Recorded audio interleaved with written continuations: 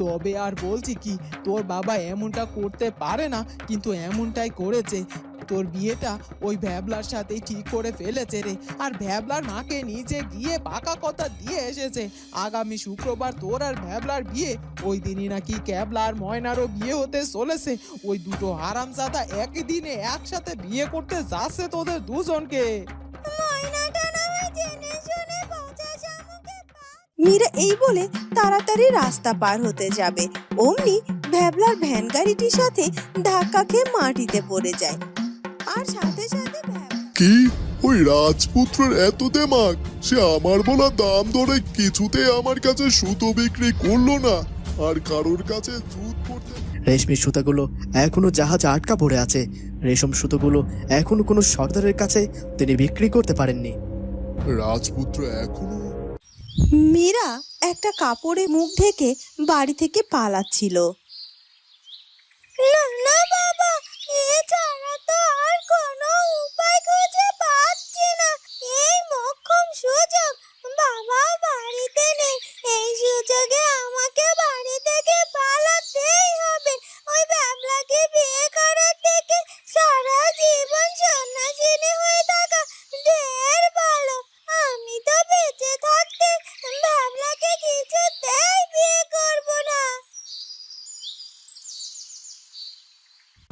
বিয়ে বিয়ে বিয়ে আমার আর মীরার বিয়ে।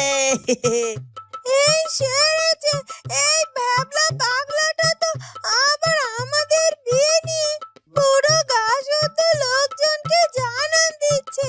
না না বাবু, এই গ্রামে আমি আর থাকবো না। এরপর থেকে যে কেউ যেখানে সেখানে দেখতে পেলে আমায় ঠিক ধরে এনে ভাবলার সাথে বিয়ে দিয়ে দেবে। আমি আজ এক্ষুনি গাছের অনেক দূরে পালিয়ে যাব। মীরা এই বলে তাড়াতাড়ি রাস্তা পার হতে যাবে, অমনি ভ্যাবলার ভ্যান গাড়িটির সাথে ধাক্কা খেয়ে মাটিতে পড়ে যায়। আর সাথে সাথে ভ্যাবলাও পড়ে যায়। এই এই এই কে কে রে, এমন হুমড়ি খেয়ে আমার গাড়ির সামনে এসে পড়লো। এই মেয়ে ছেলে মানুষ, আপনি চোখে দেখতে পান না নাকি? দেখছেন না এখানে আস্ত একটা ভ্যান গাড়ি যাচ্ছে, আর এভাবে রাস্তার মাঝখান দিয়ে আসছিলেন কেন? চোখের মাথা খেয়ে বসেছেন নাকি? আমি না হয় চোখের মাথা খেয়ে বসে আছি, তুমি কি তোমার নিজের শরীরের ভারটাও রাখতে পারো না নাকি?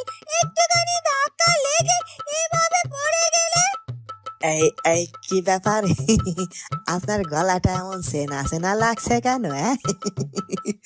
ঠিক যেন আমার হবু বউ মীরার মতো লাগছে। ও মা, আপনার চোখ দুটো দেখছি একেবারে মীরার মতো। আপনি কি আমার বউ মীরার এই জমজ বোন নাকি? এই সেরেছে, কি সর্বনেশে কাজ করলাম আমি! কেন যে এতগুলো কথা বলতে গেলাম! এখন তো ভাবলাম আমার চোখ দুটো চেনার সাথে সাথে গলা স্বরও চিনে ফেলেছে, আর আমার পালানো হলো না। না না না, আপনি ভুল ভাবছেন, আমি আপনার হবু বউটাও কেউ নয়। তাহলে তুমি কার বউ গো? ধুর, আমি কারোরই বউ নই। সরুন তো, পথ ছাড়ুন। আচ্ছা দাসী, তোমার কি মনে হয় রানীমাকে দেখে কেমন যেন একটু অন্যমনস্ক লাগছিল না? মনে হচ্ছিল উনি কিছু একটা করে ধরা খাওয়ার ভয় করছিলেন। ছোট মুখে বড় কথা বলা হয়ে যাবে, তাই আমি কিছুটি বলছি না যুবরানী, কিন্তু সত্যি বলতে আমারও এমনটা মনে হয় রানীমা যেন কিছু একটা চুরি করে ধরা খাওয়ার ভয় পাচ্ছিলেন। তার চোখ মুখ দেখে এমনটাই তো মনে হচ্ছিল, আর আমার বিশ্বাস সেই দিকে আপনার কক্ষে কোনো কারণে এসেছিল। আজ অব্দি তো ওনাকে সচরাচর এদিকে আসতে দেখিনি। যুবরানী, ও যুবরানী, রাজপুত্র আর আপনার অনুপস্থিতিতে রানীমা আপনাদের কক্ষে এসেছিল আবার কিছু চুরি করতে নাকি? আস্তে আস্তে বল দাসী, এমন কথা শুনতে পেলে তোমার কিন্তু আবার সাজা হবে। সে আমি জানি, তবে রানীমা এর স্বভাবটাও আমি কিছুটা জানি। সে যে আপনাকে আর রাজপুত্রকে তেমন পছন্দ করেন না এটা আমার জানা কথা।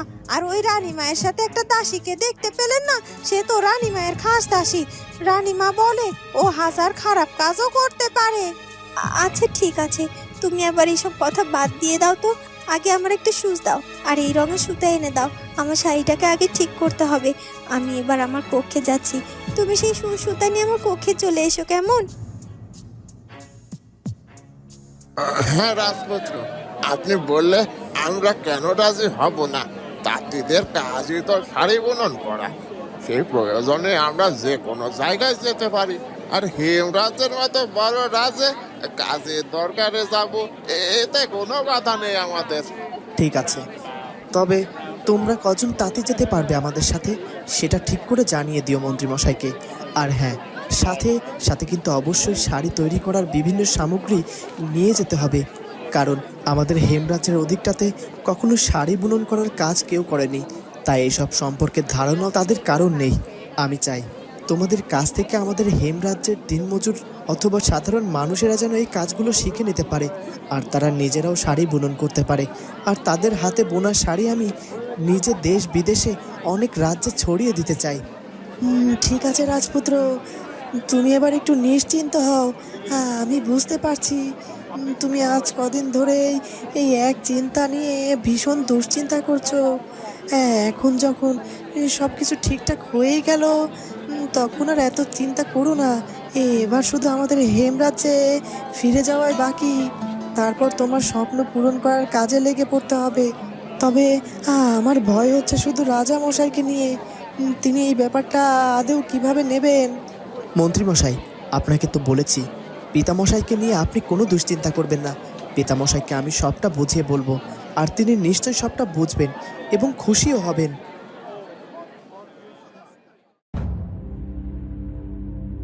মহারাজ, অসময়ে আপনাকে বিরক্ত করার জন্য আসলে আমি খুবই দুঃখিত।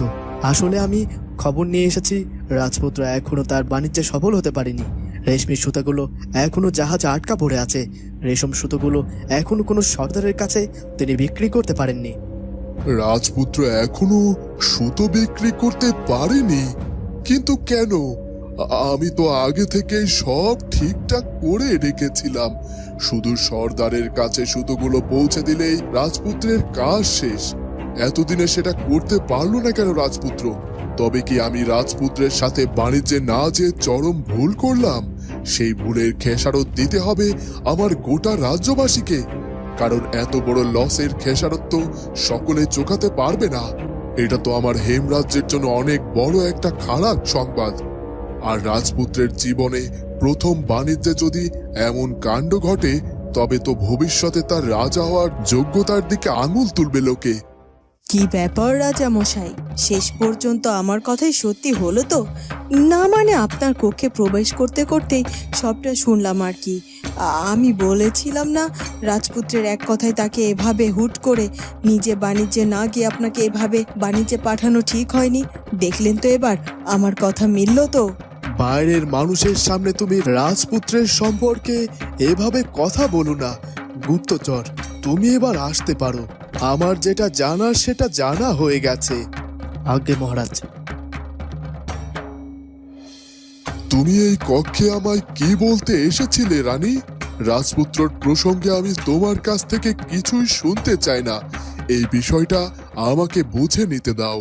ঠিক আছে মহারাজ, ঠিক আছে, আর কোনো বাড়তি কথা বলছি না আমি। তবে এটা শুনে রাখুন, আপনার যুবরানী কি করেছে সে খেয়াল আছে আপনার? ছেঁড়া শাড়ি পরে পুরো রাজ্য ভ্রমণ করে এসেছে সে। এতে করে আপনার রাজবংশের মান মর্যাদা বাড়বে না নষ্ট হবে বলুন তো মহারাজ? এরপর লোকে তো বলবে যে যুবরানী গরিব ঘরের মেয়ে বলে তাকে আমরা ছেঁড়া শাড়ি পরিয়ে রাখি। এখন আমি বুঝতে পারছি যুবরানী কেন হঠাৎ করে রাজ্য ভ্রমণে গেল। নিশ্চয় আপনার মুখে চুনকালি লাগাবে বলে। কি? যুবরানী সেরা শাড়ি পরে রাজ্য ভ্রমণ করে এসেছে? তবে আর বলছি কি মহারাজ? ঠিক আছে, এই কথা যদি সত্য হয় তাহলে তার বোঝাপড়া আমি যুবরানীর সাথেই করে নেব। তুমি এখন আসতে পারো। ওদিকে মোরলগিনি ও রাজেশকে জেসমিন কারাগার থেকে মুক্তি করে। বৌমা, ও বৌমা, তোমায় যে আমি কি বলে ধন্যবাদ দেব গো মা, তুমি আমার মেয়ের মতো কাজ করেছো। তুমি না এলে যে কি হতো, তোমার বাবা তো কিছুতেই তোমাদের বিয়ে মেনে নিচ্ছিল না, কিন্তু আমি তোমাদের বিয়ে মেনে নিয়েছি। সত্যি বলছি, এই প্রথমবার তোমার মুখ কানা দেখলাম আমি। খালি হাতে কি আর তোমার মুখ কানা দেখতে পারি? এই যে আমার গলার এই সাতনরি হারটা তোমায় আমি কুলে পরিয়ে দিচ্ছি। থাক থাক, ওসবের কোনো প্রয়োজন নেই। আর তাছাড়া এইসব আদিক্ষেতা আমার পছন্দও নয়। আপনাদের মুক্তি করার ইচ্ছে বা উদ্দেশ্য কোনোটাই আমার ছিল না। তবে রাজেশ বাবুকে দিয়ে আমার এখনো কিছু কাজ বাকি আছে, তাই আমি আপনাদের সকলকে মুক্ত করে দিলাম। তাছাড়া রাজেশ বাবু যে কাণ্ড করে এসেছেন এখানে, সম্ভবত আপনাদের কোনো হাত নেই এতে, তাই শুধু শুধু আপনাদের শাস্তি দেওয়ারও ইচ্ছে নেই আমার। গিন্নি, তুমি এত বাড়তি কথা কেন বলো তো? কপাল ভালো তাই কারাগার থেকে মুক্তি পেয়েছি। আমরা এবার মানে কেটে পড়ি, আমাদের বাড়িতে ফিরে যাই। রাজ পরিবারের আত্মীয় আর স্বপ্ন দেখা বন্ধ করো বলছি। হ্যাঁ মা, বাবা ঠিকই বলেছে, তোমরা বাড়িতে ফিরে যাও। কেন রে, তুই যাবি না? তুই যদি এখান থেকে না যাস তাহলে আমিও যাব না। তুই যেখানে থাকবি আমি তোর সাথে সেখানেই থাকবো বাবা। মা চুপ কর তো, যাও, ভালোই ভালোই বাড়িতে ফিরে যাও বাবার সাথে। আমার আর রাজকন্যা জেসমিনের সাথে এখনো কিছু কাজ বাকি আছে, তাই আমি পরে যাব। বাহ যুবরানী, কি চমৎকার করে সেলাই করেছেন আপনি। শাড়িটা দেখে বোঝার উপায় নেই যে শাড়িটা এখান থেকে আদৌ কোনো দিক ছিঁড়ে গিয়েছিল। হ্যাঁ হ্যাঁ, আমার সেলাই যতই সুন্দর হোক না কেন, সবই মনে হচ্ছে তোমাদের ওই হেমরাজের রেশমি সুতোর কামান। সুতোগুলো এত চমৎকার, কি সুন্দর মানিয়ে গেছে দেখো আমার শাড়ির সাথে। মনে হচ্ছে এই সুতো দিয়েই বুনন করা ছিল শাড়িটি। আমাদের হেমরাজের রেশমি সুতোর নাম ডাক অনেক। এই রাজ্যের রানী যুবরানীরা এই সুতোর শাড়ি পরিধান করে। আপনার সেলাই করা শাড়ি দেখে মনে হচ্ছে যেন রঙিন সুতো দিয়ে এই শাড়িটা এর আগে থেকেই নকশা করা ছিল। এত সুন্দর হাতের কাজ আমি বোধহয় কারো কাছ থেকে কোথাও দেখিনি। প্রথমে তো ভেবেছিলাম যে যুবরানী হয়ে কিনা সেরা শাড়ি সেলাই করে পরবেন, মহারাজকে বলে আপনার নতুন পোশাকের ব্যবস্থা করতাম, কিন্তু এখন তো দেখি এই শাড়ি সেলাই করা দেখে আমাদের তাক লেগে যাচ্ছে। আচ্ছা তাই বুঝি? তোমার মুখ থেকে আমার সেলাইয়ের যতটা প্রশংসা শুনলাম আজ অব্দি, আমি এতটা প্রশংসা আগে কখনোই শুনিনি। ও না না, শুনেছি আমার বাবার কাছ থেকে। জানো তো, ছোটবেলা থেকে আমি আমার বাবাকে মাঝে মধ্যে একটা করে রুমাল সেলাই করে দিতাম। আমার বাবা যখন বাণিজ্যের জন্য বাইরে যেত, আমার সেলাই করা রুমাল সব সময় তার সঙ্গে রাখতো আর বলতো, মা চারু, তোর এই রুমালের মাধ্যমে তুই আমার সবসময় আমার সাথেই থাকিস মা। আচ্ছা তাই বুঝি? তখনই আরেকজন দাসী এসে, যুবরানী চারুলতা, মহারাজ আপনাকে ডেকে পাঠিয়েছেন, আপনি এক্ষুনি তার সঙ্গে দেখা করে আসুন। পিতামশাই আমাকে ডেকেছেন, কিন্তু এই সময় কেন ডাকলেন? না না, যে কারণেই ডাকুক আমার এক্ষুনি যাওয়া উচিত। এরপর চারুলতা রাজামশাইয়ের কাছে যাওয়ার জন্য রওনা দেয়। কি, ওই রাজপুত্রের এত দেমাগ? সে আমার বলা দাম ধরে কিছুতে আমার কাছে সুতো বিক্রি করলো না, আর কারোর কাছে জুত করতে পারেনি বলে সে কিনা তাঁতি ভাড়া করে নিয়ে যাচ্ছে তার রাজ্যে, নতুন করে শাড়ি বুনবে বলে সেই সুতো দিয়ে। না না না, আমি তো এটা হতে দেব না। ওই রাজপুত্রের বিষ দাঁত আমাকে ভাঙতেই হবে খুব তাড়াতাড়ি। তাঁতি তার সঙ্গে গেলেও তাদের যন্ত্রপাতি সঠিকভাবে যেতে দেব না আমি হেমরাজ্যে। হেমরাজ্যের মানুষকে কিছুতেই শাড়ি তৈরি করা শিখতে দেওয়া যাবে না। আমি কি বলতে চাইছি, কি করতে চাইছি সেটা বুঝতে পারছিস তো? আগে সর্দার, তাঁতিদের সব যন্ত্রপাতি নষ্ট করে দিতে হবে, আর সেই যন্ত্রপাতি নিয়ে যেন হেমরাজ্যে যেতে না পারে সেই ব্যবস্থাই করতে হবে। বেশ ভালোই ধরতে পেরেছিস আমার কথাটা। আসলে আমার সাথে থাকতে থাকতে শয়তানি বুদ্ধিটা তোর বেশ ভালোই হয়েছে। যা, এবার আমার মন মতো কাজটা হাসিল করে আয়। তুমি নিশ্চয় বেশ ভালো আছো তাই না চারুলতা? নিশ্চয় আমার কথা মনে পড়ে না তোমার। জানো চারুলতা, তোমায় এখনো চিরকুট লেখার জন্য আমার হাতের ভেতরটা কেমন নিষ্পিস করে, কিন্তু না, আমি আমার হাতকে কষ্ট করে হলেও আটকে রেখেছি। আমি আর কখনোই কোনো চিরকুট পাঠাবো না তোমার উদ্দেশ্যে। শুধু শুধু তোমায় বিরক্ত করে কি লাভ বলো? তুমি বরং তোমার মতোই ভালো থাকো। বেশ ভালোই হয়েছিল রাজ্য থেকে অনেকটা দূরে ছিলাম বলে, কিন্তু এখন তো আমায় আবার রাজ্যে ফিরে যেতে হবে। তবে আমি মনে মনে তোমায় কথা দিচ্ছি, রাজ্যে ফিরে গেলে আমি তোমার আশেপাশে না থাকার চেষ্টা করব, যেন তুমি আমার জন্য অস্বস্তি বা বিরক্ত না হও। চারুলতা রাজামশাইয়ের কাছে যেতে যেতে মনে মনে ভাবে, কে জানে মহারাজ কোন দরকারে ডেকে পাঠিয়েছেন আমায়, আর রানীমা কোন উদ্দেশ্যে এসেছিলেন আমার কক্ষে সেটাও তো আমি জানি না। এই কারণে হয়তো মনের ভেতরটা খচখচ করছে। রাজপুত্র রাজ্যে উপস্থিত থাকলেও আমার মনটা অনেক উৎফুল্লতায় ভর্তি থাকে, সেটা আমি বুঝতে পারছি। রাজপুত্র, কোথায় আপনি?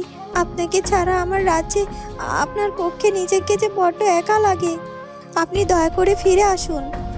বন্ধুরা, কি হতে চলেছে এরপর সেটা জানবো আমরা চারুলতা গল্পের পরবর্তী পর্বে। আর আমাদের আজকের ভিডিওটি ভালো লাগলে অবশ্যই আমাদের চ্যানেলটিকে সাবস্ক্রাইব করে দিও। দেখা হবে পরবর্তী পর্বে। ধন্যবাদ।